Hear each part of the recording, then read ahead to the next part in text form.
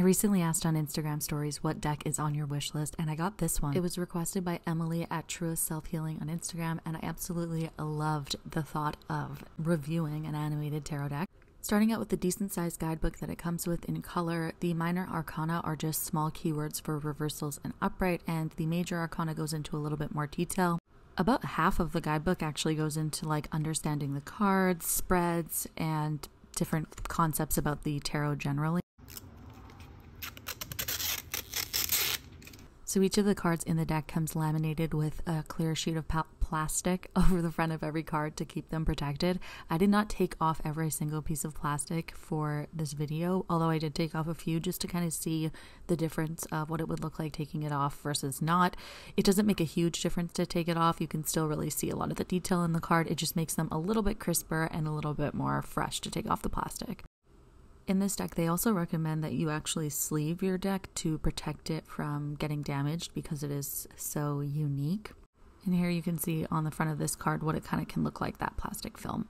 Really easy to take off though. So as we're looking at some of these major arcana cards, you can see the amazing detail in them. They're so beautiful, and I was actually so pleasantly surprised by this deck.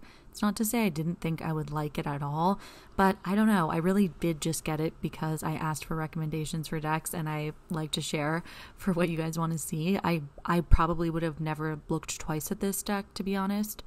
I have no idea why, because it's absolutely gorgeous. I need to look up if they actually make an unanimated tarot deck version of this so that I can actually use them all the time, because this deck is definitely more of a collector's edition. Like, it's not so much a deck that you would be using all the time to read for yourself or read for clients. The cards are very thick, and I would really worry about damaging them. I don't know how an animated deck like this would hold up, which makes me kind of iffy on the deck itself, because on one hand, when you get a tarot deck, you want to use it. Like, I want to read with this deck. I love it. I love the imagery. I love the detail.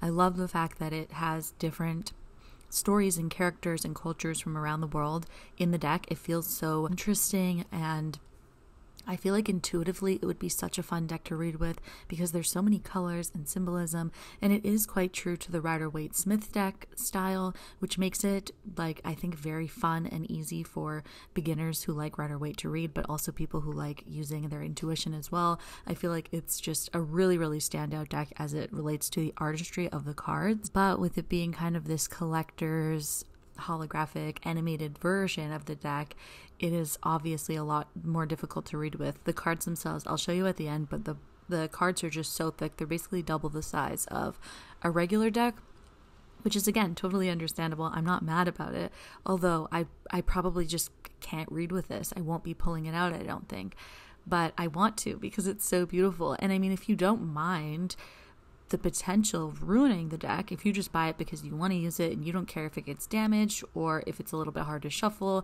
you know, you'll just take your time, then go for it. It's such a beautiful deck. It's so fun. And I mean, I'm one of those people that believes that material items are here to be used, not necessarily just to be seen. I know that a lot of people differ on that, and people really believe in like collectibles and not touching things and ruining them, but I am someone that if I like it, I'm going to use it. So with that said, I probably will use this deck, but I don't know how easy it will be to use, and if it will be something I reach for, because it is a little bit thicker and harder to use. So we'll have to see on that one. But I would absolutely love to purchase this deck in a non-animated form because the artwork is just absolutely stunning. I'm such a fan of it. So if you're someone that likes gaming, animation, anime generally, I think that this might be a really fun deck for you to use and keep in your collection. Or if you're someone that just likes to collect unique tarot decks, this one is obviously such a cool one to have in your collection. This is the type of tarot deck that I would absolutely pull out for someone that doesn't even read tarot, just to show them how neat it is. And so do I think that it deserves a strong and high review? Absolutely. I think the animation is really, really cool. The colors are beautiful. The quality is amazing.